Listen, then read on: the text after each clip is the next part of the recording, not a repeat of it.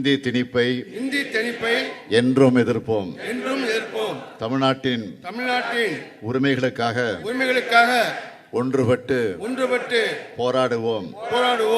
தமிழ்நாடு போராடும். தமிழ்நாடு வெல்லும்.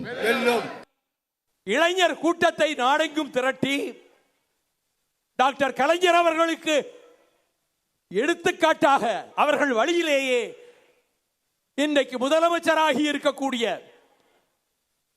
நம்முடைய தளபதி அவர்களை பற்றி கலைஞர் சொன்னது உழைப்பு உழைப்பு உழைப்பு, உழைப்பின் மறுபெயர் தான் ஸ்டாலின் என்று சொன்னார்.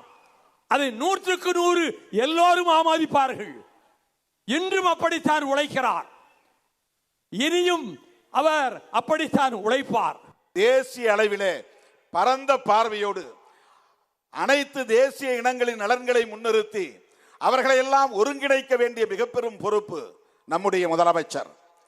பகுத்தறிவு பகலவன் தந்தை பெரியாரின் கருத்தியல் வாரிசு, பேரறிஞர் அண்ணாவின் மடியில் வளர்ந்தவர், முத்தமிழறிஞர் கலைஞர் அவர்களின் பாசறையில் வளர்ந்தவர். ஒரு கருத்தியல் வாரிசாக இன்றைக்கு அரசியல் களத்திலே துணிந்து சனாதன சக்திகளுக்கு எதிராக போர்க்குரல் எழுப்பிக் கொண்டிருக்கிற அண்ணன் அவர்கள் தேசிய இனங்களின் ஒருங்கிணைப்பை முன்னெடுக்க வேண்டும் என்கிற வேண்டுகோளை வைத்து அவர் எடுக்கிற அத்தனை முயற்சிகளுக்கும் விடுதலை சிறுத்தைகள் உற்ற துணையாக இருப்போம். உதய் மின் திட்டத்தை விட்டு கொடுத்தது போல, நீட் தேர்வை விட்டு கொடுத்தது போல எங்களுடைய முதலமைச்சர் கையெழுத்திட்டு விடுவாரா? நீங்கள் யாரிடம் அரசியல் செய்கிறீர்கள் உணர்ந்து செய்யுங்கள்.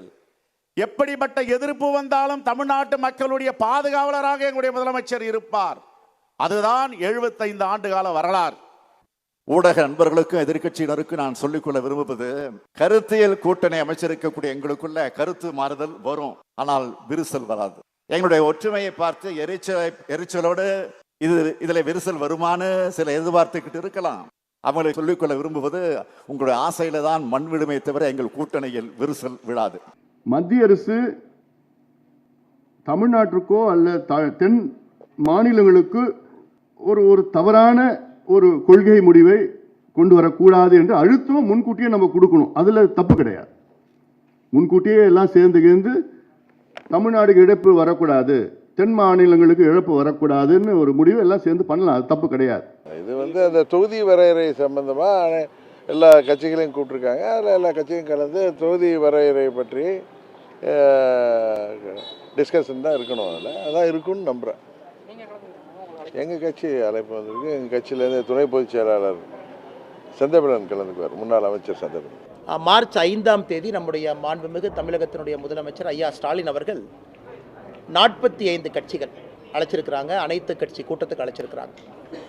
அதிலே பாரதிய ஜனதா கட்சி நாங்கள் எல்லா ஆலோசனை செய்த பிறகு அந்த கூட்டத்திலே பங்கேற்பதில்லை என்று முடிவு செய்திருக்கின்றோம்.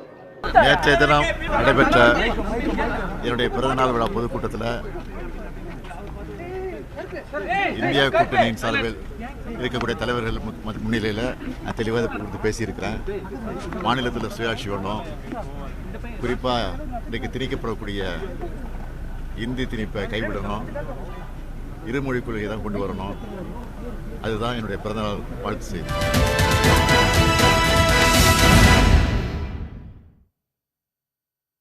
வணக்கம். கேள்விக்களம் நிகழ்ச்சிக்கு உங்களை வரவேற்கிறோம். இது மக்களின் மேடை.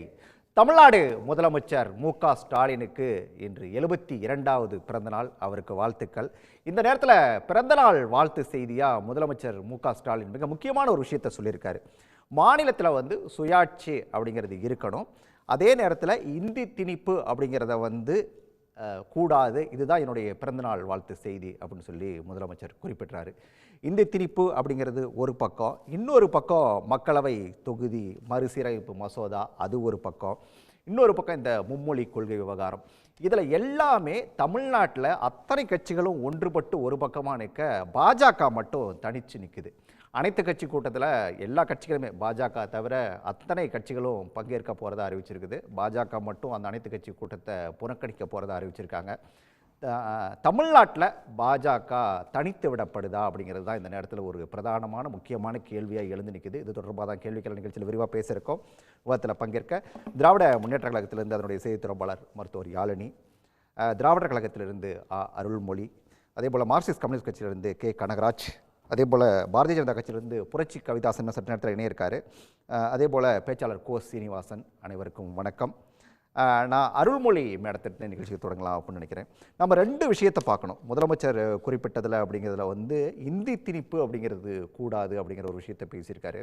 இந்தி திணிப்பாகட்டும், அதே போல் இந்த மக்களை தொகுதி மறு வரையறையாகட்டும், இதில் எல்லாத்துலேயும் பார்த்தோம் அப்படின்னு சொன்னால் எல்லா கட்சிகளும், திராவிட முன்னேற்ற கழகமாகட்டும், அதிமுகவாகட்டும், அதே போல் அமமுக, எல்லாருமே ஒரு பக்கம் நிற்கிறாங்க. பாஜக மட்டும் இதில் தனிச்சு விலகி நிற்கிறாங்க. இதை எப்படி எடுத்துக்கிறது? அப்போ பாஜகவினுடைய அரசியல் வந்து ஆர்எஸ்எஸ் சித்தாந்தத்தின் அடிப்படையிலான அரசியல். அது வந்து ஆரிய அரசியல்னு வச்சுக்கலாம். திராவிட அரசியல் என்பது சமத்துவத்துக்கானது. ஆரிய ஆர்எஸ்எஸ் அரசியல் என்பது மக்களை பிரிவுபடுத்துவதற்கானது. நாம் வந்து எல்லாரும் படிக்கணும், எல்லாரும் எல்லா நிலைகளுக்கும் வரணுங்கிறது நம்ம கொள்கை, திராவிட கொள்கை. ஆர்எஸ்எஸ் கொள்கை வந்து எல்லாரும் படிக்கக்கூடாது.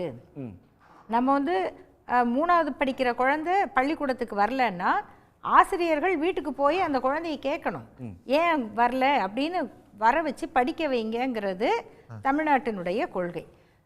அவங்க வந்து கொண்டு வர புதிய கல்விக் கொள்கை, தேசிய கல்விக் கொள்கை எப்படின்னா 3வதுல ஃபெயில் ஆகிட்டு அந்த குழந்தைக்கு தொழிற்கல்வி கொடுங்க, ஃபெயில் ஆக்குங்க, 5வதுல ஃபெயில் ஆக்குங்க, 8வதுல ஃபெயில் ஆக்குங்க.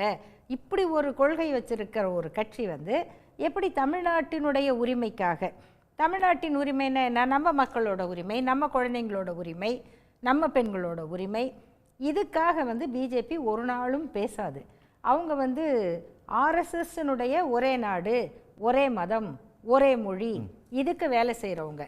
ஆகையினால தமிழ்நாட்டில் அவங்க தனியாக தான் நிற்பாங்க, தனியாகவே நிற்பாங்க.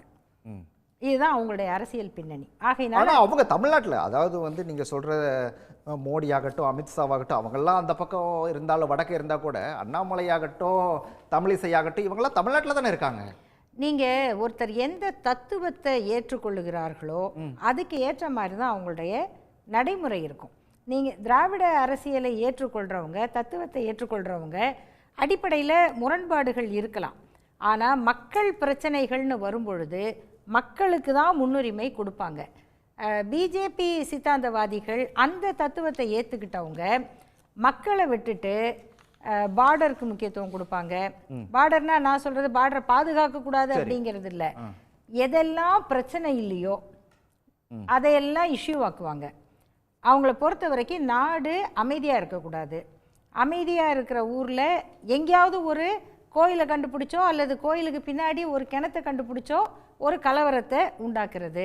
இதுக்கு நீதிமன்றங்களுடைய நேரத்தை இந்த கோயிலில் அது இருக்குது, இதில் இது இருக்குது, யானைக்கு எந்த நாமம் போடுறது, யார் காஞ்சிபுரம் கோயிலில் சாத்து மாலை இதெல்லாம் நம்ம கேள்விப்பட்டிருக்கோமா? இதுக்கெல்லாம் சென்னை உயர்நீதிமன்றத்தில் கேஸ் நடக்குது.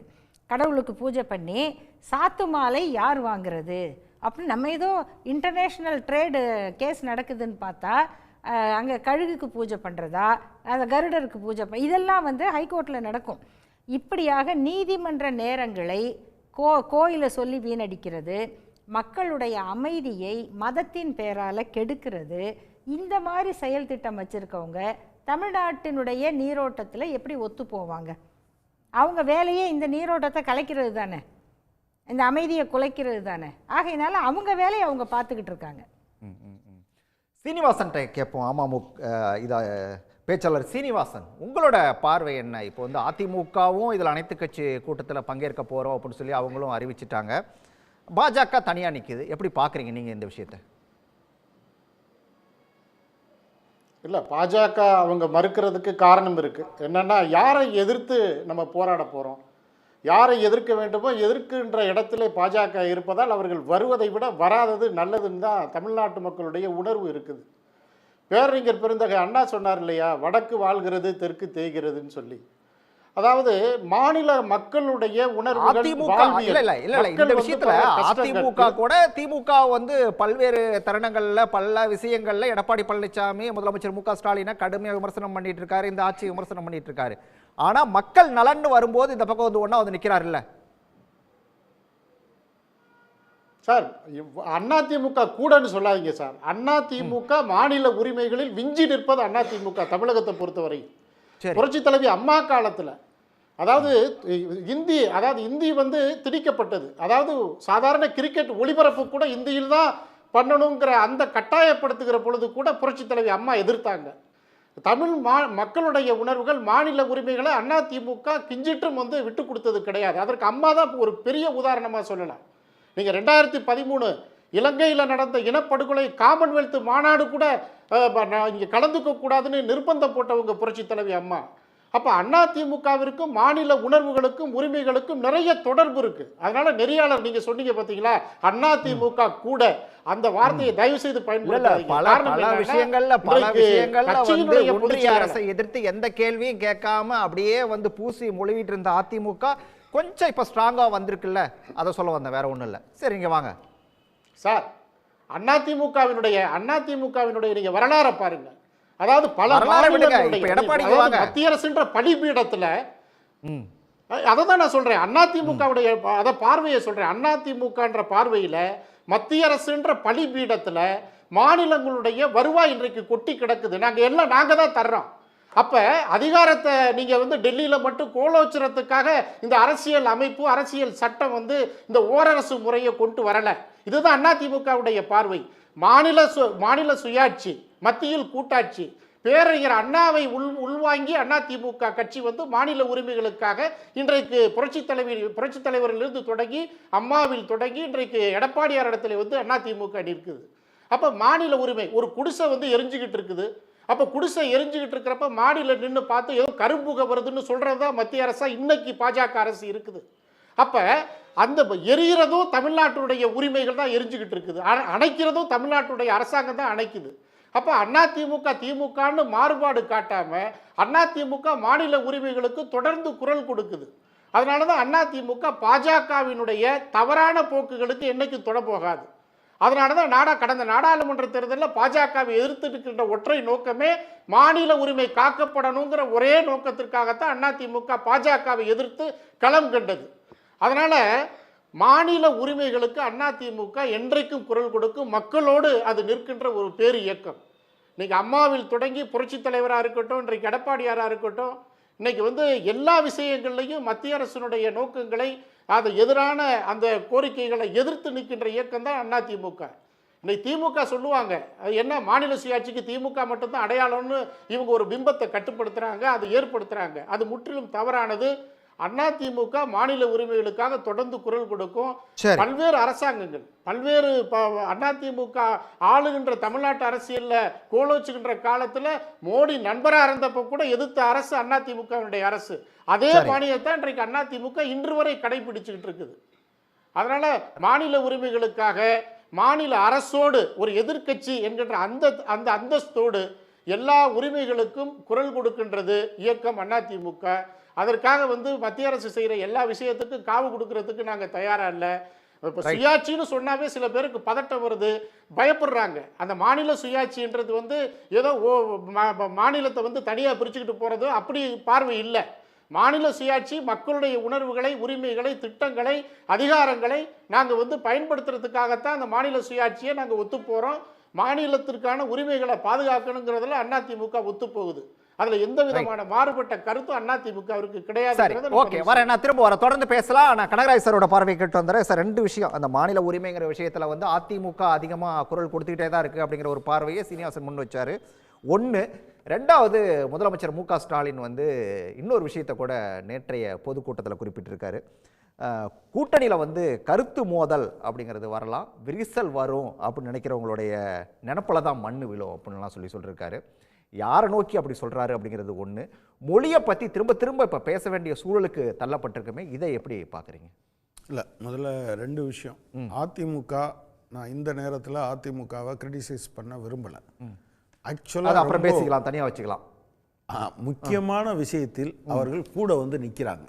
நிச்சயமா வாழ்த்தி, வரவேற்று, பாராட்டி நான் அவங்கள சொல்லணும்னு விரும்புகிறேன். அவங்க வரட்டும்.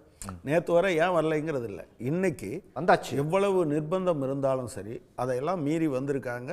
அவங்கள எப்படியாவது வழி கொண்டு வரணும்னு, அது என்ன சின்னம் சம்பந்தமான வழக்கு, அப்புறம் அமித்ஷா வந்து திரு எஸ்பி வேலுமணியை ஈசா இதில் பார்த்தது ஒரு பக்கம் சதி, ஒரு பக்கம் மிரட்டல், ஒரு பக்கம் ஆசை வார்த்தை, இதை மீறி தமிழ்நாட்டில் பாலிடிக்ஸ் நடத்தணும் அப்படின்னு சொன்னால் இதை பேசித்தான் ஆகணும்னு வந்திருக்காங்க. எனவே அதுக்கு பாராட்டு. ரெண்டாவது, நீங்கள் வந்து பிஜேபி தனித்து விடப்பட்டு இருக்கிறதா நீங்கள் கேட்ட கேள்விக்கு வர்றதும், மெட்ரோவில் அவங்க தமிழ்நாட்டோடு நின்னாங்களா? மெட்ரோ ப்ராஜெக்ட்டுக்கு இல்லை. பேரிடருக்கு நமக்கு ஏதாவது காசு கொடுங்கன்னு என்னைக்காவது கேட்டிருக்காங்களா? இல்லை. எய்ம்ஸுக்கு பணம் கொடுங்கன்னு என்னைக்காவது கேட்டிருக்காங்களா? இல்லை. நிதி ஒதுக்கீட்டில் தமிழ்நாட்டுக்கு வஞ்சகம் நடக்கும்போது அல்லது காலதாமதம் ஏற்படும் போது இப்போ 100 நாள் வேலைக்கு 1600 கோடி அளவுக்கு பாக்கி வைத்திருக்கிற போது, அல்லது நமக்கு வந்து பின்னால் வந்த பிஎம்ஸ்ரீயை இதில் சமிக்ர சிக்ஷா அபியான்லேருந்து கொடுக்க வேண்டிய பணத்தை கொடுன்னு நம்ம கேட்கும்போது நம்ம கூட நின்னாங்களா? கேவியில் கேந்திர வித்யாலயாவில் தமிழ் வேணும் அப்படின்னு என்னைக்காவது பேசியிருக்காங்களா? கீழடி அவங்க மூடின போது இல்லை இதை நம்ம திரும்ப ஆரம்பிக்கணும்னு என்னைக்காவது பேசியிருக்காங்களா? நீட்டில் நம்மளோட நின்றுருக்காங்களா? ஜல்லிக்கட்டில் நம்மளோட நின்றுருக்காங்களா? மருத்துவ உயர் படிப்பில் நீங்கள் வந்து சென்ட்ரல் கவர்மெண்ட் கோட்டாவில் இருக்க 15% ஓபிசி இடஒதுக்கீடு தமிழ்நாட்டோட அவங்க நின்னாங்களா? இல்லை கல்வியை மாநில பட்டியலுக்கு மாற்றணும்னு சொல்லும்போது நம்மளோட நிற்கிறாங்களா? ஏன் நீங்கள் கேட்குறீங்க? அப்படி தனித்து விடப்பட்டதானே? அவங்க தனித்து தான் இருக்காங்க. அவங்க அப்படி தான் இருப்பாங்க. மாநில உரிமைகளுக்கு எதிரானவர்கள், தமிழ்நாட்டுக்கு எதிரானவர்கள்னு இல்லை. மாநில உரிமைகளுக்கு, மாநிலம் என்பதை இருக்கக்கூடாது என்பது தான் அவங்களுடைய நிலைப்பாடு. அவங்க ரொம்ப லேட்டஸ்ட்டாக 2019 சொன்ன விஷயம் என்னன்னு சொன்னால், நீங்கள் வந்து 50 லட்சம் பேர் இருந்தால் ஒரு மாநிலம் உருவாக்கலாம், அதிகபட்சம் 3 கோடி பேர் இருக்கணும், 3 கோடி பேரும் ஒரே மொழி பேசுகிறவர்களாக இருக்கக்கூடாது என்பது தான் ஆர்எஸ்எஸ்னுடைய நிலைப்பாடு. எனவே மாநிலம் ஒன்றே இருக்கக்கூடாதுன்னு நினைக்கிறவங்க மாநிலங்களுக்கு உரிமை இருக்குதுன்னு நினைப்பாங்களா? நினைக்க மாட்டாங்க. பட் அடுத்து நீங்கள் விரிசல் வருமானா நிச்சயமாக ஒரே கட்சிக்குள்ளேயே கருத்து வேறுபாடு இருக்கும். ஒன்றுக்கு மேற்பட்ட நபர்கள் இருந்தால், நீங்கள் ஜனநாயகம்னு பேசும்போது அதானே. எனவே பல கட்சிகள் சேர்ந்து இருக்கும்போது கருத்து வேறுபாடு என்பது தவிர்க்கவே முடியாது. ஆக்சுவலாக நாங்கள் திமுக அரசாங்கத்தை சில விஷயங்களில் கிரிட்டிசைஸ் பண்ணியிருக்கோம். அவங்க நாங்கள் எடுத்த நிலைப்பாடை கிரிட்டிசைஸ் பண்ணியிருக்காங்க.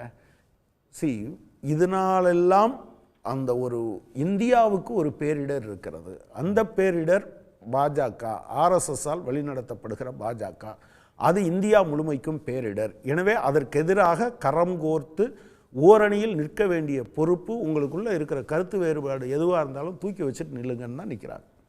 எனவே நீங்கள் கருத்து வேறுபாடே இருக்காதுன்னு சொன்னால் அது தப்பு. அப்படி ஒன்று இருக்கவே முடியாது. அது ஒரு ஐடியலாக வேணால் ஏமாத்துறது மாதிரி இருக்கலாம், கருத்து வேறுபாடு இருக்கலாம். எனவே தேர்தலை சந்திக்கிற போது எல்லோரும் ஒன்றா நிற்போம், எதிர்த்து நிற்போம் ஏன்னா தமிழ்நாட்டில் நிச்சயமாக நீங்கள் வந்து தமிழ்நாட்டில் இருந்த இந்த கூட்டணி 2019 தேர்தலில் வெற்றி பெற்றதும், உத்தரப்பிரதேசத்தில் எஸ்பியும் காங்கிரஸும் தனித்தனியாக நின்று 70 சீட்டுக்கு மேலே பாஜக விட்டு கொடுத்ததும், இது ரெண்டையும் பார்த்துட்டு தான் 2024 தேர்தலில் ஒன்றா நிற்கிறாங்க. 3வது பெரிய கட்சியாக எஸ்பி வருது. பிஜேபி பெரும்பான்மை பெறவிடாமல் தடுத்ததில் அந்த கூட்டணிக்கும் ஒரு முக்கிய ஒன்று. அப்போ அதுக்கான எக்ஸாம்பிளாக இது இருக்குது. அப்போ எனவே வந்து நிச்சயமாக நான் என்ன சொல்கிறேன்னா, இந்த விஷயம் பாஜகவுக்கு எதிரான போராட்டம் ரொம்ப முக்கியமானது, உரிமை சார்ந்தது. எல்லாரும் ஒன்றா நிற்போம். அடுத்து மொழிக்காக போராட வேண்டியதுன்னா, மொழிக்காக நீங்கள் எல்லாரும் இந்தி திணிப்புன்னு பேசிகிட்டு இருக்கோம். அவர் நம்ம புரட்சி கவிதாசன் சொல்லுவார், அவங்க குருஜி என்ன சொல்லியிருக்காருன்னா, இடைக்காலத்தில் இந்தி, இறுதியாக சமஸ்கிருதம். அதை இல்லைன்னு டிஸ்ஓன் பண்ணுவாரான்னு கேட்கணும். அவர் சொல்லியிருக்கிறது அதுதான். ஆக்சுவலாக சமஸ்கிருதம் தான் தேவ மொழி, அதை தான் நம்ம சொல்லணும். ஆனால் இப்போ நிறையா பேர் பேசலை.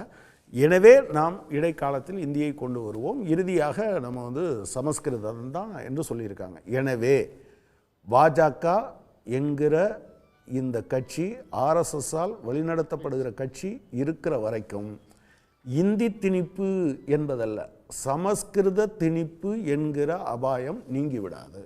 இன்ஃபேக்ட் முதலமைச்சர் பேசியிருக்கிறதுல சொல்லியிருக்க, நான் 15 வயசில் ஆரம்பித்தேன், இப்போவும் பண்ண வேண்டியது இருக்குது அப்படின்னு சொல்லியிருக்காரு இல்லையா. ஒருவேளை பிஜேபி இருந்தால் தொடர்ச்சியாக ஃபைட் பண்ண வேண்டியிருக்கும். ஆனால் அவர் சொன்னது மாதிரி தமிழ்நாடு போராடும், தமிழ்நாடு வெல்லும். ரைட்டு, புரட்சி கவிதாசன்கிட்ட கேட்டிருக்கோம். புரட்சி கவிதாசன் சார், நான் ஒரு கேள்வி கேட்டேன். அதாவது இந்த அனைத்து கட்சி கூட்டம் தொடர்பாக கனகராஜ் சார்கிட்ட கேட்டபோது தான் தனித்து விடப்படுதா பாஜகன்னு கேட்டதுக்கு அவர் சொன்னார், எந்த விஷயத்தில் பாஜக வந்து தமிழ்நாட்டோட ஒன்றா நின்றுருக்காங்க, எல்லாத்துலேயுமே தனித்து தானே நிற்கிறாங்க அப்படின்னு சொல்கிறாரு. எப்படி பார்க்குறீங்க? தனித்து இல்லை, எதிராக நின்னாங்கன்னு. சரி, எதிராக நிற்கிறாங்க. இல்லை, தோழர் கனகராஜ் அவர்கள் கற்றறிந்த சகோதரர். அதனால் அவர் ஃப்ளோவில் நிறைய பொய்களை அப்படியே அடுக்கிட்டு போயிட்டார். அது ரொம்ப வருத்தமான விஷயம் என்னென்னா, அண்மையில் நடந்த அரிட்டாப்பட்டி விஷயத்தில் தமிழ் மக்களுடைய உணர்வுகளோடு, மதுரை மக்களுடைய உணர்வுகளோடு, அரிட்டாப்பட்டி மக்களுடைய உணர்வுகளோடு ஒன்றிணைந்து நின்று வெற்றி கொடி நாட்டியவர்கள் பாரதிய ஜனதா கட்சியினர். அதை மத்திய அமைச்சர் கிஷன் ரெட்டியை நேரடியாக அரிட்டாப்பட்டிக்கு அழைத்து வந்து அவர் கொடுத்த வாக்குறுதியை காப்பாற்றி கொடுத்த கட்சி பாரதிய ஜனதா கட்சி. அதை எப்படி அவர் மறந்தார்னு தெரியல. அதே மாதிரி ஜல்லிக்கட்டு அப்படிங்கிற தமிழர்களுடைய பாரம்பரிய வீர விளையாட்டை காட்சிப்படுத்தக்கூடிய விலங்குகள் பட்டியலிலே சேர்த்து அந்த விளையாட்டை நடத்தக்கூடாது அப்படின்னு தடுத்தது காங்கிரஸ் சர்க்கார். அதற்கு உடன் போனது திமுக சர்க்கார், இந்த சிபிஎம் சிபிஐ எல்லா கட்சிகளும் தான். ஆனால் அதற்கு எதிராக ஒட்டுமொத்த தமிழகமும் கிளர்ந்தெழுந்து மெரினா போராட்டம் அப்படின்னு சொல்லி, எப்படி உலகத்தில் அந்த வால்மார்ட் ஸ்ட்ரீட்டில் ஒரு போராட்டம் நடந்ததோ, மாஸ்கோ வீதிகளில் போராட்டம் நடந்ததோ, அது மாதிரி சிக்காகோ வீதிகளில் 8 மணி நேர வேலை கேட்டு போராட்டம் நடந்ததோ, அது மாதிரி உலக புகழ்பெற்ற போராட்டம் தமிழ் மண்ணில் அந்த ஜல்லிக்கட்டு மெரினா போராட்டம் தான். அந்த மெரினா போராட்டத்திற்காக அன்றைய ஆளும் கட்சி அதிமுகவோடு அதிமுகவை சட்டசபையில் சிறப்பு தீர்மானம் இயற்ற சொல்லி, அதற்காக ஒரே நாளில் 5 துறைகளிலிருந்து ஒப்புதல் பெற்று நாடாளுமன்றத்தோட மக்களவையிலும் மாநிலங்களவையிலும் அதை சிறப்பு சட்டத்தை செயற்படுத்தி அதை சட்டப்பூர்வமாக அங்கீகாரமாக்கியது பாரதிய ஜனதா கட்சி. அது மாதிரி நான் அடுக்கிக்கிட்டே போகலாம். ஆனால் எந்த அடிப்படையில் காவிரிக்கு ஆணையம் அமைத்தது பாரதிய ஜனதா கட்சி. இன்றைக்கு காவிரி தங்கு தடை இல்லாமல் சட்டப்படியாக கேட்க முடியுது அப்படின்னா அதுக்கு ட்ரிபுனல் காரணம். அந்த ட்ரிபுனல் அமைத்தது விபி சிங், நடைமுறைப்படுத்தியது வாஜ்பாய். அப்படி ஒரு வரலாறு இருக்கிறது. அது மாதிரி இப்போ மேகதாடா இருக்கட்டும் அல்லது முல்லை பெரியாராக இருக்கட்டும், இந்த விஷயங்களில் முதல்ல குரல் கொடுக்கிறது பாரதிய ஜனதா கட்சி. இலங்கை தமிழர்களுக்காக குரல் கொடுத்தது பாரதிய ஜனதா கட்சி. தமிழக மீனவர்களுக்காக குரல் கொடுத்தது பாரதிய ஜனதா கட்சி. கச்சத்தீவை மீட்க வேண்டும் என்று குரல் கொடுத்து கொண்டிருப்பது பாரதிய ஜனதா கட்சி. இப்படி பாரதிய ஜனதா கட்சி தமிழ்நாட்டு மக்களுடைய உணர்ச்சிகளோடு உணர்வுகளோடு ஒருங்கிணைந்து நிற்கிறது. அப்படிங்கிறத இவர் எப்படி முழு பூசணிக்காய சோத்துல மறைக்கிறாரு அப்படிங்கிறது எனக்கு தெரியலை. அது மூலம் பாரதிய ஜனதா கட்சி என்பது தமிழர்களின் விரோதமான கட்சி, தமிழ் ஒட்டுமொத்த தமிழர்களால் புறக்கணிக்கப்பட்ட கட்சி அப்படிங்கிற மாதிரி ஒரு பிம்பத்தை கட்டி அமைக்கிறீங்க. அப்புறம் ஏன் பிஜேபியை பார்த்து பயப்படுறீங்க? பிஜேபி போராட்டம் எடுக்கிற பொழுதெல்லாம் இந்து சகோதரர்களை ஏமாந்து விடாதீர்கள். அதுக்கு முன்னாடியே இந்துக்களை பற்றி நீங்கள் கவலைப்பட மாட்டேங்கிறீங்க. இந்துக்களுடைய பிரச்சனைகளுக்காக போராட, வாதாட, குரல் கொடுக்க யார் முன் வந்தீங்க? சிபிஎம். அதாவது நியாயமான ஒரு கிறிஸ்தவர்களுக்காக குரல் கொடுக்கும்போது, ஒரு முஸ்லீம்களுக்காக குரல் கொடுக்கும்போது, இந்துக்களுக்காக குரல் கொடுப்பதற்கு மனசாட்சி திமுகவுக்கு இருக்கா, அதிமுகவுக்கு இருக்கா, காங்கிரஸ் இருக்கிறதா, கம்யூனிஸ்ட் கட்சி இருக்கிறதா, கனகராஜ் சார் கேட்ட ஒரு கேள்விக்கு கூட நீங்க பதில் சொல்லல. நானும் நீங்க பேசட்டும்னு சொல்லிட்டு இவ்வளவு நேரம் குறுக்கிடாம இருந்தேன். ஏதாவது குறுக்கிட்டா உடனே நீங்க வந்துட்டீங்கன்னு சொல்லி சொல்லுவீங்க. இல்ல அவர் கேட்ட ஒண்ணுக்கு கூட பதில் இல்லையே சார். என்ன கேட்டாரு சொல்லுங்க? என்ன கேட்டாரு? அவர் சொன்னதை தான் நான் மறுக்கிறேன். அவர் என்ன கேட்டாருன்னு சொல்லுங்க. பிஜேபி எந்த விஷயத்துல ஒன்னா நினைச்சுன்னு கேட்டாரு. நான் பிஜேபி ஒன்றாக இணைந்து நின்ற போராட்டங்களை எல்லாம் சொல்லிட்டேன். சொல்லுங்க, வேற என்ன சொல்லணும்? அப்புறம் தொகுதி வரையறைக்கு வாங்க, மும்மொழி கொள்கைக்கு வாங்க.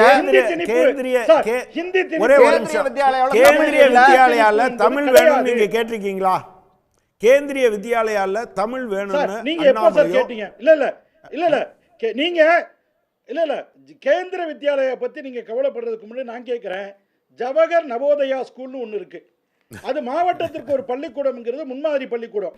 அங்கே உணவு, உடை, உலகத்தரமான கல்வி அமைப்பு, இன்ஃப்ராஸ்ட்ரக்சர் எல்லாம் இருக்கக்கூடியது. 2 லட்சம் ரூபாய் ஆண்டு வருமானத்துக்கு கீழ் உள்ள கூலி தொழிலாளருடைய குழந்தைகள் மட்டும்தான் படிக்க முடியும். அப்படிப்பட்ட அற்புதமான பள்ளிக்கூட திட்டத்தை அங்கே ஹிந்தி கற்றுக் கொடுக்கப்படும் அப்படிங்கிறதுக்காண்டி நீங்க புறக்கணிச்சீங்க. அப்ப கேந்திரிய வித்யாலயா பத்தி கவலைப்படுறதுக்கு உங்களுக்கு என்ன சார் தகுதி இருக்கிறது? நவோதயா, ஜவஹர் நவோதயாங்கிறது சார் அவர் கேட்ட கேள்வியை விட்டுட்டு அவர் ராக்ஃபோர்ட் எக்ஸ்பிரஸ் கேட்டா நீங்க வந்தே பாரத் சேலம் போகுன்றீங்க. இல்ல இல்ல நான் என்ன கேக்குறேன், இல்ல சார், தற்செயலா நான் என்ன நீங்களும் கேக்குறேன், தமிழ்நாட்டுல இந்தியா இருக்கிறதுனால முழுவதும் நாங்க தமிழ்நாட்டுக்கு கேந்திர ஆதரவா வித்யாலயா இருக்கோம்னு இருக்கு. சொல்லாதீங்க. அல்ல. நான் இப்ப கேக்குறேன், மெட்ரோ ரயில் இல்ல, இல்ல, 2021 அடிக்கல் நாட்டினது, 22, 23, 24 ஒரு நயா பைசா கொடுத்தீங்களா சொல்லுங்க. இப்போ தமிழ்நாட்டுக்கு இப்போ மெட்ரோ ப்ராஜெக்ட் எப்படி சார் 1600 கோடி அதோட ரூபாய் MOU 100 தெரியுமா நாள் சார்? வேலை திட்டத்துல சார், பாக்கி MOU இருக்கு. கிராமப்புற தெரியுங்களா? மக்களுக்கு கொடுக்க தமிழ்நாடு முடியல. மெட்ரோ நீங்க ப்ராஜெக்ட் ஏதாவது இதுவரை இதே கேள்வி மாதிரி தான் நீங்க கேட்டீங்களா? சொல்லுவீங்க. எய்ம்ஸ் பற்றி அரிட்டாப்பட்டி என்ன இல்ல சார், தெரியுமா? நான் பேசிடுறேன் சார். அரிட்டாப்பட்டி கூட இல்ல, ஒரு நிமிஷம் இருங்க. சொல்லுங்க. அதான் ரெண்டு விஷயம். நீங்க சொன்ன ஜல்லிக்கட்டுல கோர்ட்டுக்கு போனது மேனகா காந்தியா? மேனகா காந்தி என்ன கட்சி? அன்னைக்கு என்ன கட்சியில இருந்தாங்க? சார், அரிட்டாப்பட்டியில சிதம்பரம் என்ன கட்சி சார்? உங்க ஒரே ஒரு கபில் நிமிஷம். சிபல் என்ன இல்ல இல்ல கட்சி இத சார்? கபில் கேளுங்க. சிபல் என்ன கட்சி சார்? இத கேளுங்க. நளினி சிதம்பரம் என்ன கட்சி சார்? நளினி சிதம்பரம் என்ன கட்சி? அரிட்டாப்பட்டியில சொல்லுங்க திரு சார், நளினி அண்ணாமலை சிதம்பரம் என்ன கட்சி? முதலாக கபில் சிபல் அங்க என்ன போய் கட்சி? இப்படி பீட்டா வர்றது கண்டி- எல்லாத்தையும் பீட்டா கண்டி எதிர்த்தா போனது யாருங்க? தமிழ்நாடு எப்படி பீட்டா கண்டி போனது வளர்ந்தோம்னு நீங்க. பேசியிருக்காரா இல்லையா? ஒரே சார், ஒரு நிமிஷம் இத மட்டும் நீங்க- சொல்லுங்க. சார், நீங்க முத நீங்க திரு தயவு அண்ணாமலை செய்து- போய் சார், அண்ணா நீங்க பேசும்போது டங்ஸ்டனை எதிர்த்தது நீங்க எதிர்க்கிறது பேசும்போது நான் தப்பு. குறுக்கிடல. இல்ல இல்ல ஒரே ஒரு தயவு நிமிஷம். செய்து நெறியாளர் நீங்க கேட்டதுனால என்ன கேட்டாரு கனகராஜன் கேட்டதுனால அவர் சொல்றாரு. இல்ல இல்ல நான் பேசுறேங்க, நான் பேசி முடிச்சிடறேன் சார். என்னுடைய டைம் இருக்குல்ல, நான் சொல்ல வேண்டிய பதில்கள் இருக்குல்ல. நாங்க தனித்து விடப்படவில்லை. எங்களுக்கு அழைப்பு மாண்புமிகு தமிழக முதல்வர் அனைத்து அங்கீகரிக்கப்பட்ட அரசியல் கட்சிகள் 42 கட்சிகளுக்கு அழைப்பு விடுத்திருக்கிறாரு. நாங்க என்ன சொல்றோம்னா, காரணமே இல்லாமல் ஒரு கூட்டம் எதுக்கு கூடுறீங்க? நீங்க சொல்லுகிற காரணம் அப்பட்டமான பொய். அதுதான் எங்களுடைய மாநில தலைவர் விவரமாக விலாவாரியாக வந்துறேன் பேசலாம். காரணமே இல்லாம அனைத்து கட்சி கூட்டம் நடக்குது, அதனால நாங்க பங்கேற்கல. சொன்ன காரணம் எதுவுமே இல்ல. தேவையற்ற அச்சம். நீங்க பீதியை கிளப்புறீங்க சார். பேசலாம். பீதியை கிளப்புது திமுக. தேவையே இல்லாம காரணமே இல்லாம அனைத்து கட்சி கூட்டத்தை கூட்டிருக்காங்க. யாழ்கிட்ட கேட்போம். அவங்க வந்து ஒரு தந்திரத்தை வந்து அந்த இடத்துல வந்து கொண்டு வந்திருக்காங்களே, அது சீக்கிரமே வந்து கண்டுபிடிச்சு அதுக்கு எதிர்த்தா நம்ம குரல் கொடுக்கறப்ப அவங்க வந்து கொஞ்சம் பதறாங்க, அதனால இப்படி பேசுறாங்க. காரணமே இல்லாம அப்படின்றது ஒரு வாதத்தை முன்வைக்கிறார்ல சார். காரணங்கள் வந்து ரெண்டு முக்கியமான காரணங்கள் இப்போ இது பேசப்படுறது அப்படின்னா, ஒன்று வந்து மும்மொழி கொள்கைக்கு, இன்னொன்று பார்த்தோம்னா டீலிமிட்டேஷனுக்கு. அதனால இப்போ திடீர்னு அதனால வந்துருச்சா அப்படின்னு பார்த்தா கிடையாது. கனகராஜ் சார் சொன்ன மாதிரி மெட்ரோவா இருக்கட்டும், இல்லை அந்த மாதிரி பல திட்டங்களுக்கு வந்து ஒவ்வொரு திட்டங்களுக்கும் நம்ம வந்து போராடி வாங்க வேண்டியதாக இருக்கு ஒன்றிய அரசு கிட்ட இருந்து. ஒவ்வொரு வாட்டியும் திராவிட முன்னேற்ற கழக ஆட்சி வந்து போராடிட்டே இருந்திருக்கு. ஒரு பென்டப் ஆகி ஒரு அவுட் பர்ஸ்ட் இருக்கும், அது குறிப்பாக தமிழில் கை வைக்கிறாங்க, குழந்தைங்களோட கல்வியோட கொடுக்க வேண்டிய நிதியில கை வைக்கிறாங்க அப்படின்றப்ப அது கண்டிப்பாக குழந்தைங்களோட ஃபியூச்சரை வந்து இங்கே வந்து பாதிக்கப்படுது அப்படின்றதுனால ஒரு வெடிச்ச போராட்டம் தான் இது. டீலிமிட்டேஷன் வந்து இல்லவே இல்லை, நாங்கள் பேசவே இல்லை அப்படின்னு சொல்கிறாங்க. அதனால் நாங்களாம் கனவு காண்டிட்டு வந்திருக்கோமா? அம்மா கனவு கண்டிருக்காங்களா? இல்லை சார் நீங்கள் கனவு காண்டிங்களான்னு எனக்கு புரியல. அவங்களோட கட்சி சார்ந்த அமைச்சர் வந்து அமித்ஷா அவங்க வந்து அந்த விமன் ரிசர்வேஷன் பில்லை பற்றி பேசுகிறப்ப சொன்ன விஷயம் என்ன அப்படின்னா, விமன் ரிசர்வேஷன் பில் மக்கள் தொகையால் அந்த எடுக்கப்படுற அந்த சென்சஸை பேஸ் பண்ணி நடக்க போகிற டீலிமிட்டேஷனுக்கு அப்புறம் தான் நாங்கள் வந்து செயல்படுத்துவோம் அப்படின்ற.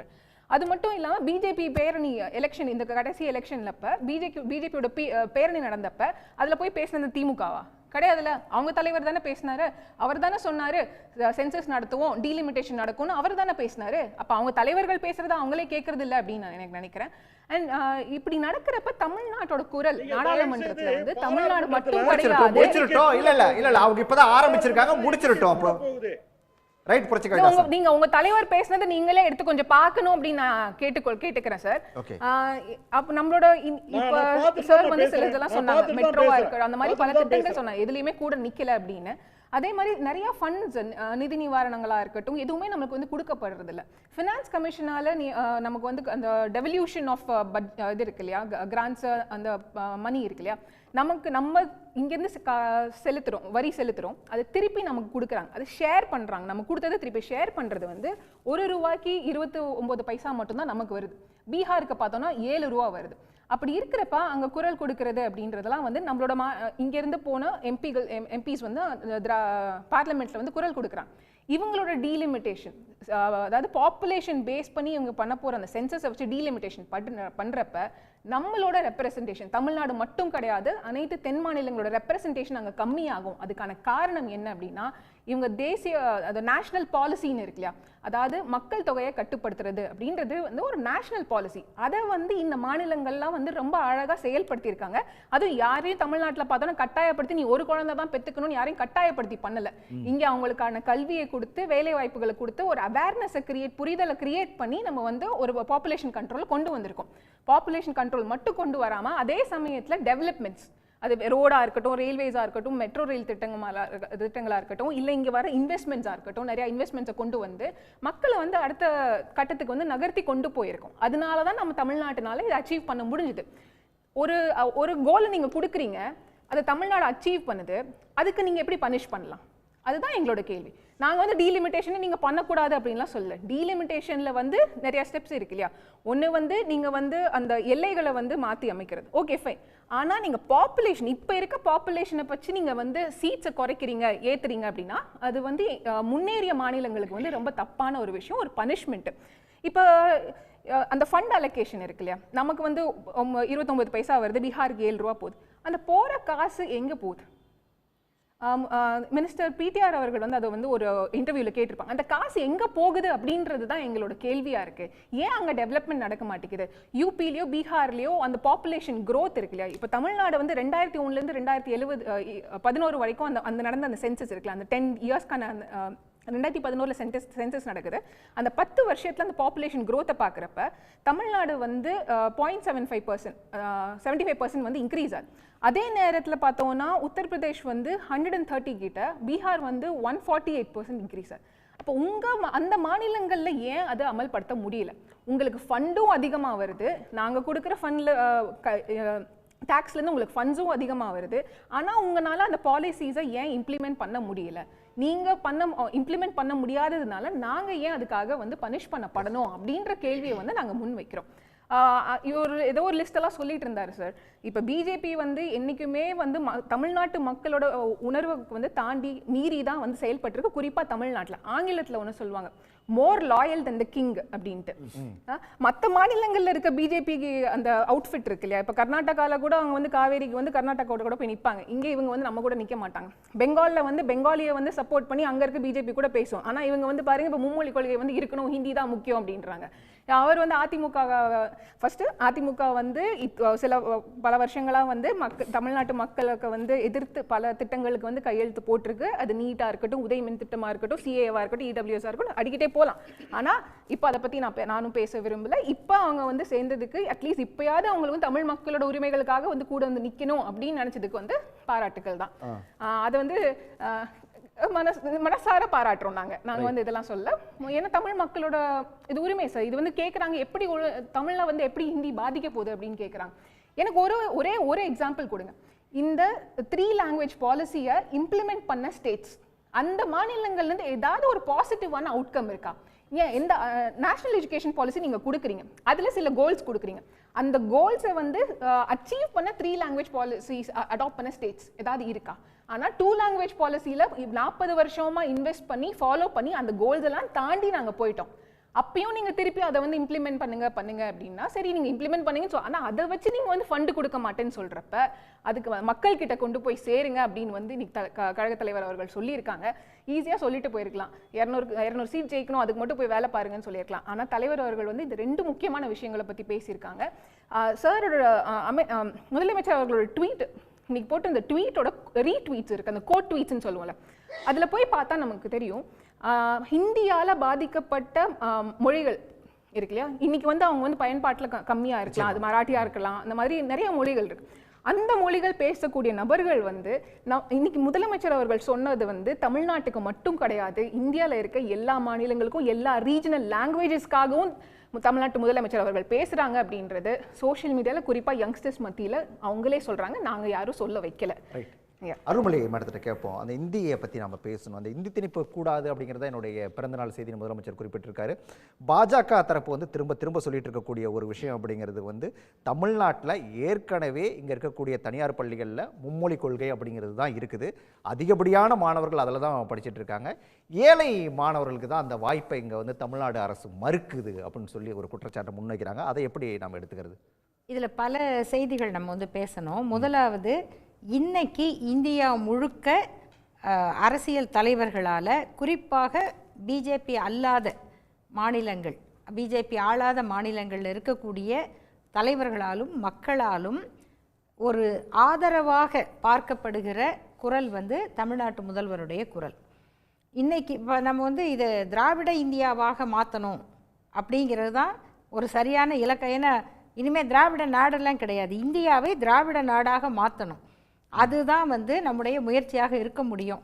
அதை நோக்கி முதல்வர் அவர்கள் வந்து 2 முக்கியமான பணி. இந்து ராஷ்டிரா அப்படிங்கிற அதை வந்து அவங்க முன்னெடுத்து அவங்க ஆமாம், அவங்க ஹிந்து ராஷ்டிராங்கிறது வந்து ஆரிய ராஷ்டிரா, அது நம்ம வந்து திராவிட இந்தியா அப்படியாக. இதனுடைய தொடக்கம் வந்து முதல்வர் அவர்களுடைய இந்த 2 முக்கியமான செயல்பாடுகள். இன்றைக்கி வந்து அவருடைய பிறந்த நாள், அதனால் நம்ம 2வது சுற்றில் அவருக்கு வாழ்த்து சொல்லிட்டு தொடங்குவோம். இந்த மும்மொழி கொள்கை பற்றி இருக்கு இல்லையா, மும்மொழி கொள்கை, இந்தி, இதெல்லாம் வந்து ஒரு கண் துடைப்பு தான். அவங்க முதல்ல மும்மொழின்னு சொல்லுவாங்க, ஏன்னா ஹிந்தின்னு நேராக சொல்ல முடியல. அடுத்தது ஹிந்தி, அடுத்தது நீங்கள் மும்மொழின்னு படிக்க ஆரம்பிச்சிட்ட உடனே ஏற்கனவே 2014 கேந்திரிய வித்யாலயா பள்ளிகளில் ஜெர்மன் உட்பட பல மொழிகள் படிச்சுக்கிட்டு இருந்தாங்க. பிஜேபி ஆட்சிக்கு வந்த உடனே பண்ண முதல் வேலை, ஏன்னா அது அவங்க நேரடிய கண்ட்ரோலில் இருக்குது, முதல் வேலை அந்த மற்ற மொழிகளையெல்லாம் தூக்கிட்டு சமஸ்கிருதம் தான் படிக்கணும் அப்படின்னு உத்தரவு போட்டாங்க. தோழர் சொன்னார் இல்லையா, அவங்க குருஜியுடைய கனவு அது. சமஸ்கிருதம் தான், ஒரே நாடு ஒரே மொழி, அது சமஸ்கிருதம், ஒரே மதம் இந்து மதம், இதுதான் அவங்க கணக்கு. இதை நோக்கி கேந்திரிய வித்யாலயா பள்ளியில் அவங்க நடத்தி காமிச்சிட்டாங்க. அதுக்கு எதிராக உச்சநீதிமன்றத்தில் பெற்றோர் வழக்கு போட்டப்போ உச்சநீதிமன்றத்துக்கே இவங்க கட்டுப்படலை. நீதிபதிகள் என்ன கேட்டாங்க, இந்த ஆண்டு முடிவு வரைக்கும் நீங்கள் பொறுக்கக்கூடாதான். நாங்கள் முடியாது, அது மீறி நீதிமன்றமே ஒன்றும் பண்ண முடியல. அப்போ இவங்க என்ன செய்ய போகிறாங்கங்கிறத அங்கேயே வந்து காமிச்சிட்டாங்க. நீங்கள் தமிழ்நாட்டுக்குள்ளே தனியார் பள்ளிகளில் படிக்கிறாங்க, ஹிந்தி கற்றுக் கொடுக்கப்படுது அப்படின்னு சொன்னால் அது வந்து பணம் இருக்கிறவங்க தேவையில்லாத பல வேலை செய்வாங்க.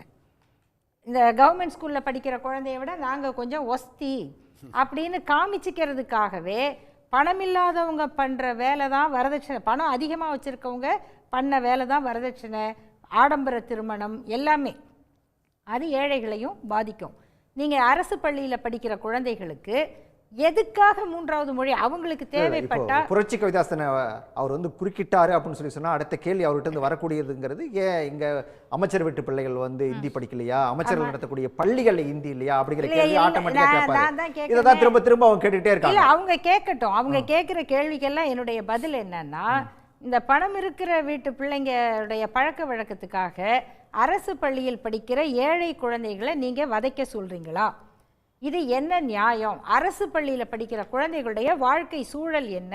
கூலி வேலைக்கு போகிற பெற்றோர் இருக்காங்க, கடையில் வேலை பார்க்குறவங்க இருக்காங்க, தையல் வேலை பார்க்குறவங்க இருக்காங்க, ஆட்டோ ஓட்டுறவர் வரைக்கும் எப்படியாவது தன் பிள்ளையை படிக்க வைக்கணும்னு நினைக்கிறாங்க. தமிழ் படிக்கணும் தேவை, ஆனால் என் குழந்தை ஆங்கிலம் படித்தா முன்னேறும், உலகம் பூரா இன்றைக்கி நிரூபித்தாச்சு. ஹிந்தி படித்தா என்ன நடக்கும்? இல்லை 3வது மொழி, இப்போ அந்த குழந்தை 3வது மொழி சும்மா இல்லை, 40 மார்க் வாங்கணும்.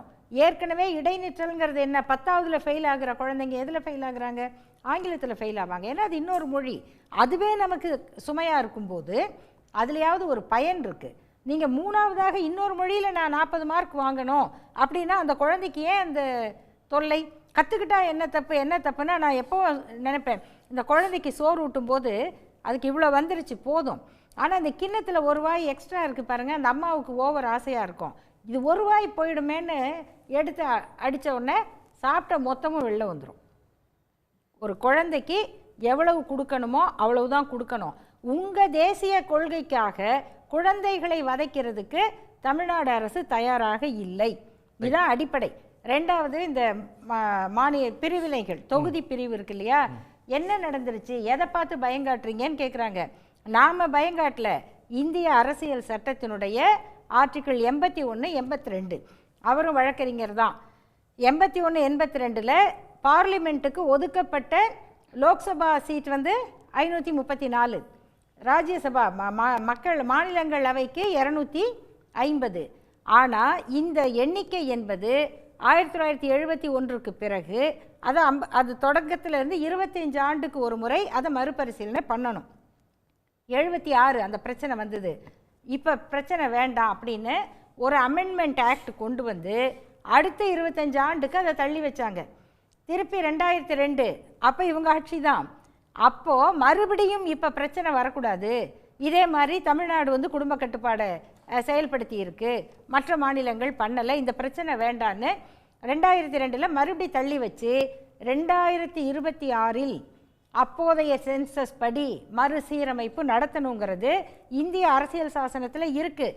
இவங்க எப்பயும் என்ன பண்ணுவாங்க, ஏற்கனவே பெண்கள் இடஒதுக்கீட்டுக்கு என்ன சொல்லியிருக்காங்க, 2026 பண்ணுவோம். அப்போ இவங்க கணக்கு என்னன்னா சென்சஸையே 2026 ஜனவரியில் ஆரம்பிப்பாங்க. பிப்ரவரிக்குள்ளே இவங்க என்ன கணக்கு எடுத்தாங்களோ அது நமக்கு தெரியாது.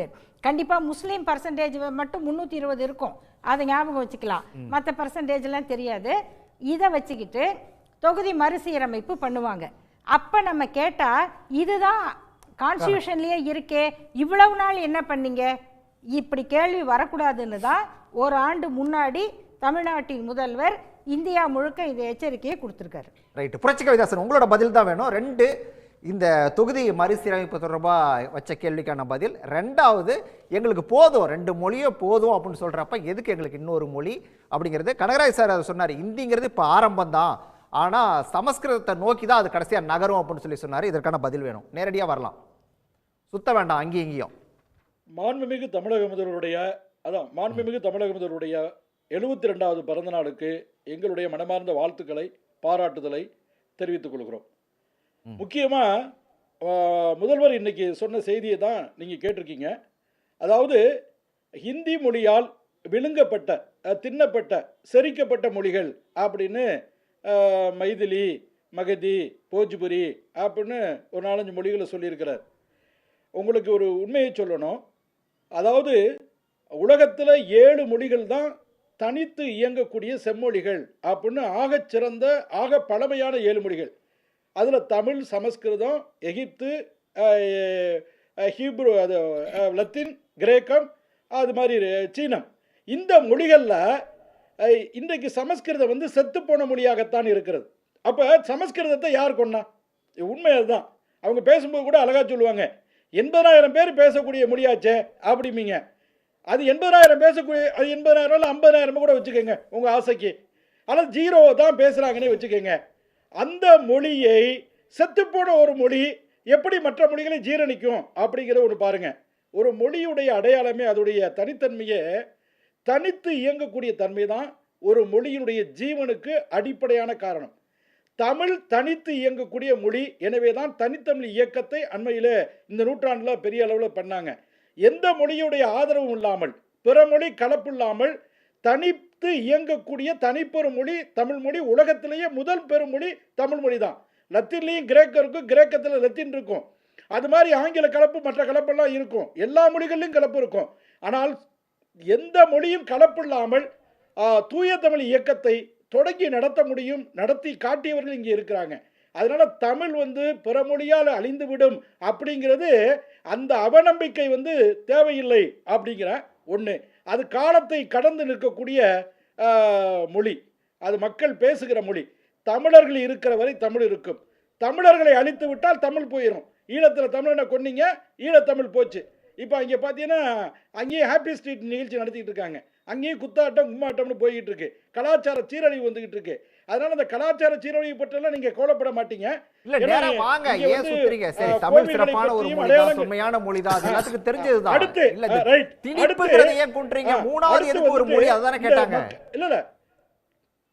இல்ல மக்கள் தொகை, அது நான் சொல்லிடுறேன் சார், டீடைலா உள்ள போடும். மக்கள் தொகையை பத்தி சொல்லிடுறேன்.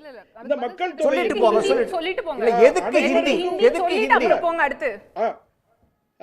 இல்ல, அதாவது அந்த விடலை, அந்த பால பருவத்தில் குழந்தைகளுடைய மூளை வந்துட்டு விரைந்து கிரகிக்கக்கூடிய தன்மை உண்டு.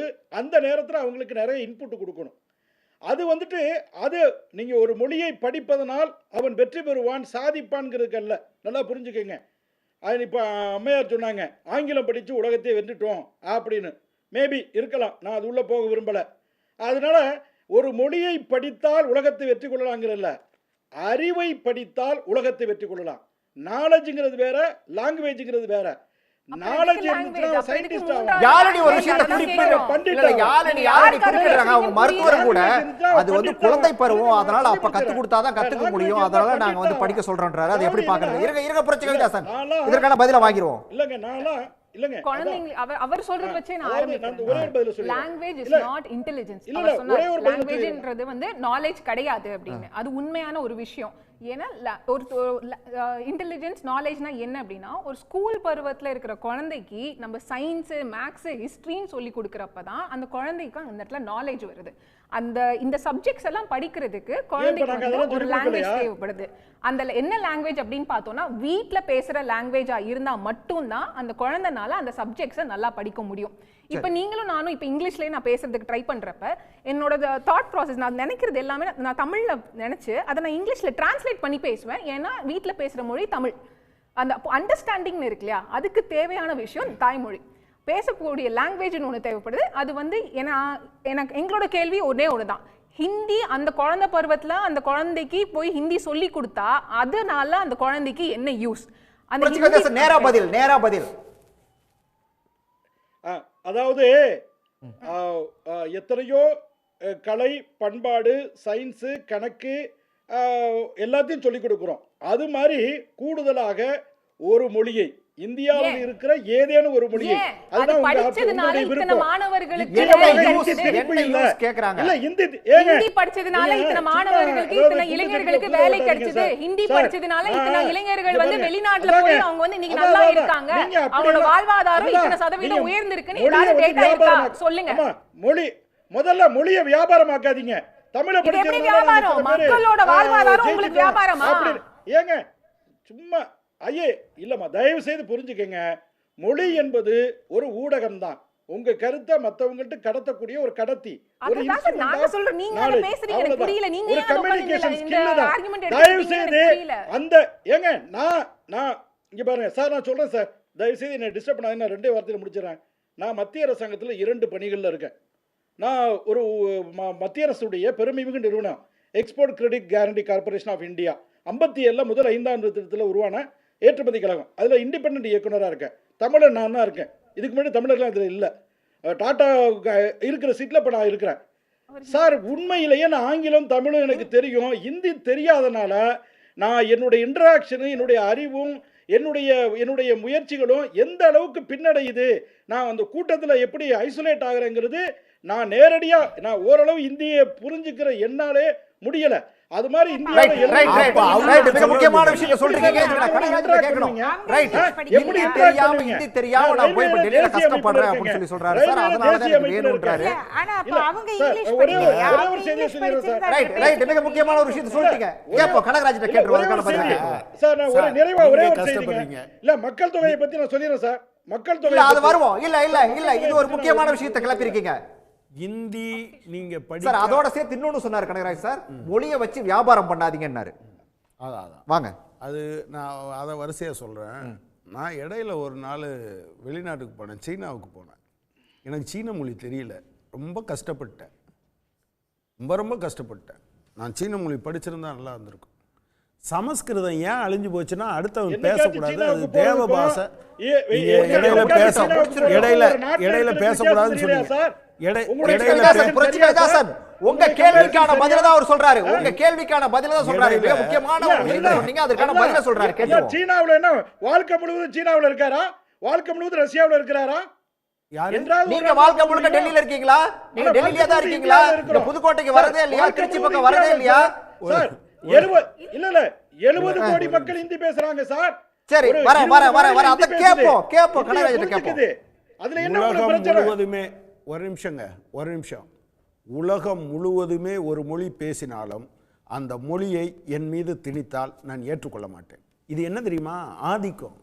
இந்த மனநிலை தான் சமஸ்கிருதத்தை அழிச்சது. இதை நீ பேசக்கூடாது, கொஞ்சம் பேர் பேசினாலும் சரி நீ பேசக்கூடாது, கற்றுக்க உனக்கு தகுதி. அவர் சொன்னார்ல அவாதி மொழி, இவர் ராம் சரிதமானஸ் எழுதினார்ல துளசிதாசர், ராமாயணத்தை முதல்ல வடக்க சான்ஸ்கிரிட்டுக்கு வெளியே எழுதினது அவர் தான். அவாதி மொழியில் தான் நான் எழுதுவேன்னு அடம் பிடிச்சார். லோக்கல்லாம் பிரச்சனை இருந்தது, சான்ஸ்கிரிட்டில் தான் எழுதணும்னு சொன்னாங்க. அந்த மொழியை அழிச்சிட்டிங்களா சார்? ராம் சரிதமான எழுதப்பட்ட மொழியை நீங்கள் வந்து கேட்டீங்க. 1 கோடி பேர் பேசுகிறாங்க. 1 கோடி இல்லை, 700 கோடி பேர் பேசட்டும். நான் என்ன சொல்கிறேன்னா, உங்களுக்கு ஏன் இதில் இவ்வளவு அக்கறை? தமிழ்நாட்டில் நாங்கள் கேட்குற எதையுமே கொடுக்க மாட்டேன்றீங்க. நீங்கள் சொன்னீங்க பார்த்தீங்களா சார், தப்பாக சொல்லாதீங்க தயவு செஞ்சு. கொஞ்சம் நேரம் ஆனாலும் பரவாயில்ல, தயவு செஞ்சு அவர் கொஞ்சம் எனக்கு கொடுக்கட்டும். இதை கேளுங்க.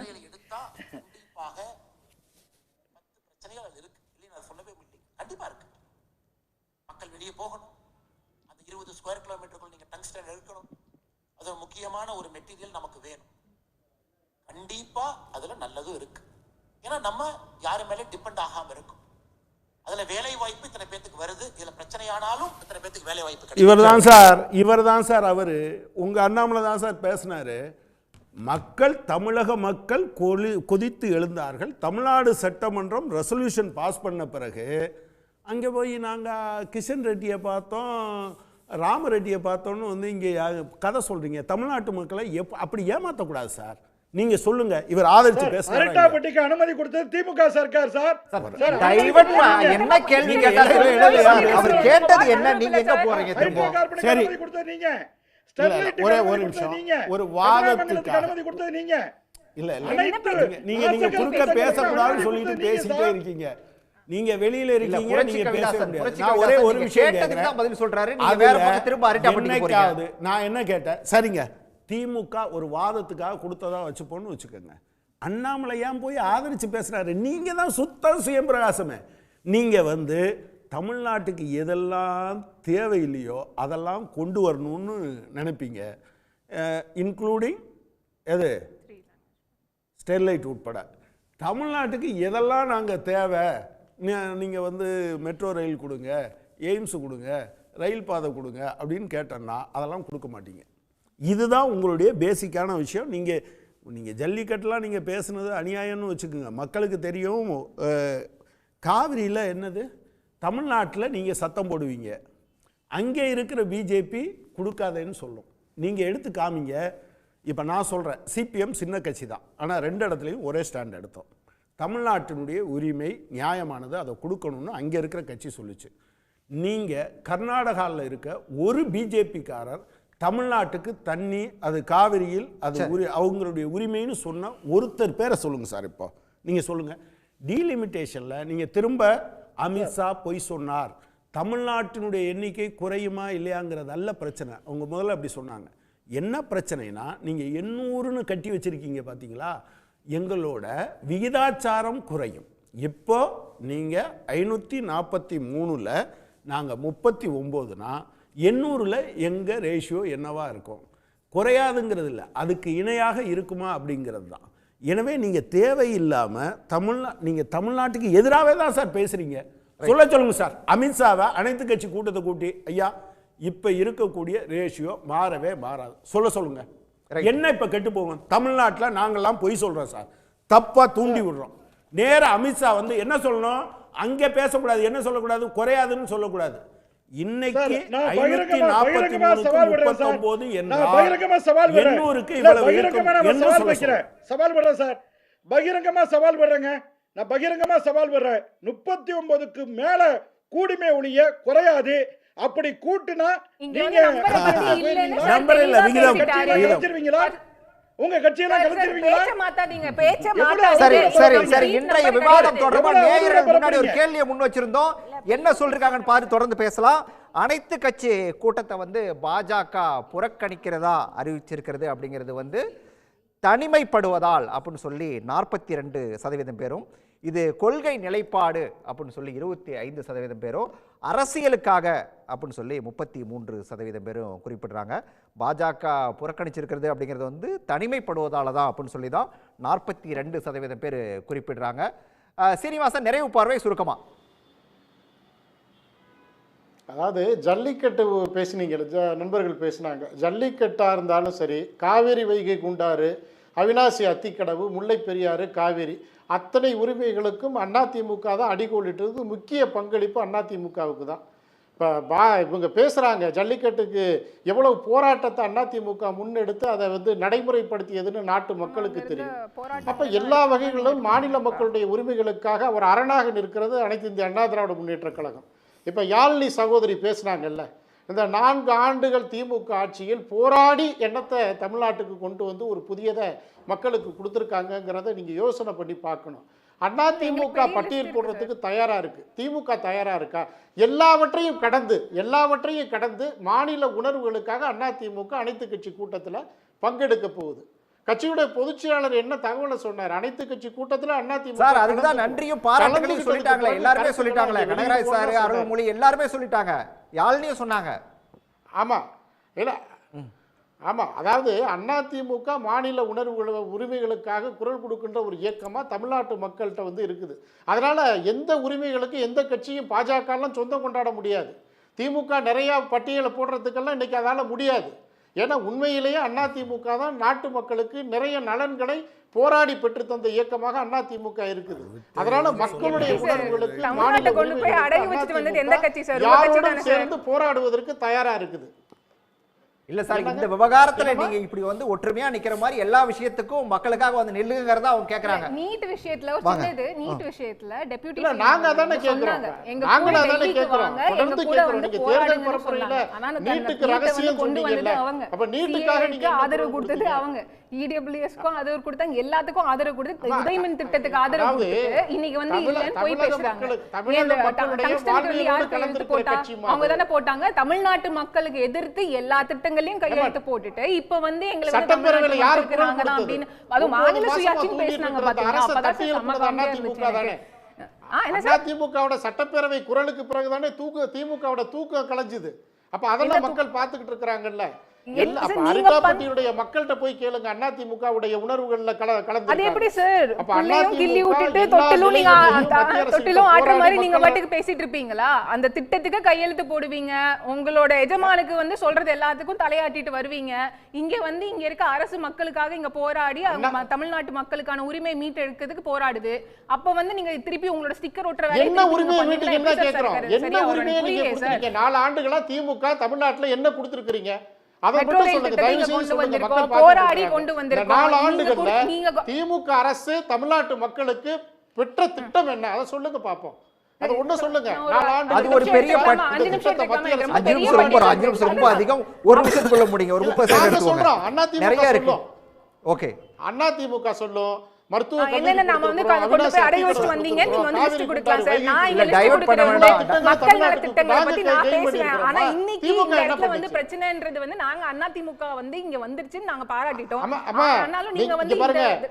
நிதி சண்டையை தவிர எனக்கு புரியல. சண்டையை தவிர மத்திய அரசு என்ன போராடி பெற்றுச்சுன்னு தகவலை சொல்லுங்க. நீங்க நிதியும் கொடுக்காம இருக்கிறப்ப இப்ப எஸ்எஸ்ஐ திட்டத்தை நீங்க வந்து அதுக்கான நிதியை கொடுக்க மாட்டேன்னு சொல்லிட்டீங்க. எஸ்எஸ்ஐ திட்டத்துல இருந்து வர நிதி வந்து எதுக்காக யூஸ் பண்ணப்படுது? அந்த ஸ்கூல்ஸோட அங்க மெயின்டெனன்ஸ்க்காக, டீச்சர்ஸோட சேலரிக்காக யூஸ் பண்ணப்படுது. இப்ப இந்த மாசத்துல வந்து தமிழ்நாடு அரசு நிதியை நீங்க கொடுக்காம இருக்கிற நிலையிலுமே வந்து தமிழ்நாட்டோட பட்ஜெட்ல இருந்து எடுத்து கொடுத்திருக்கு. ஒரே ஒரு நிமிஷம் தயவு செய்து மடை மாற்றாதீங்க. 1 ரூபாய் மாநில அரசு பைசா கூட மத்திய அரசு தமிழ்நாட்டு மக்களுக்கு போராடி நிதியை பெற்று இன்னைக்கு வந்து இங்க மெட்ரோ திட்டம் இருக்கு, இன்னைக்கு வந்து மகளிர்களுக்கான உரிமை தொகை திட்டம் இருக்கு, இங்க வந்து மகளிருக்காக இலவச பேருந்து திட்டம் இருக்கு, இங்க மாணவர்களுக்காக காலையில சிற்றுண்டி திட்டம் இருக்கு. இப்படி அத்தனை திட்டங்களை மக்கள் கொண்டு வந்தது திமுக அரசு. இது மக்களுக்கு சரி, நீங்க கேட்ட திட்டங்களை சொல்லிட்டாங்க, நேரமும் முடிஞ்சிருச்சு. நன்றி சீனிவாசன், நன்றி. விவாதத்தில் பங்கேற்ற அனைவருக்கும் நன்றி. மீண்டும் ஒரு நிகழ்ச்சியில் சந்திக்கலாம் நேயர்களே. நன்றி, வணக்கம். உடனுக்குடன் செய்திகளை தெரிந்து கொள்ள சன் நியூஸ் பெல் ஐகானை கிளிக் பண்ணுங்க.